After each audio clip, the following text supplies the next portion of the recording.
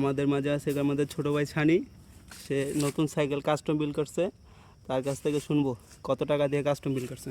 ছানি, কত টাকা দিয়ে কাস্টম বিল্ড করলা, কত লাগলো? আমার অলমোস্ট 50 কে হিট করছে, মানে 50 কাছাকাছি আর কি। আচ্ছা, ফ্রেমটা কি একবার নতুন কিনছিল না সেকেন্ড হ্যান্ড? ফ্রেমটা হচ্ছে ইউজড কেনা হয়েছিল আমার। কত দিয়ে ফ্রেম কিনছো? ফ্রেম আর সিট পোস্ট আর হচ্ছে হেডসেট আর হচ্ছে চেন গার্ড দিছিল 10,000 টাকা, আর হচ্ছে এই যে সিট ক্লাম দিছিল না? 10,000 টাকা। আর সব মিলে টোটাল কত খরচ পড়ছে? 45 থেকে 48 এর ভিতরে। 45 থেকে 48 হাজার টাকার সাইকেল কাস্টম বিল্ড করা, পুরাই মাথা নষ্ট।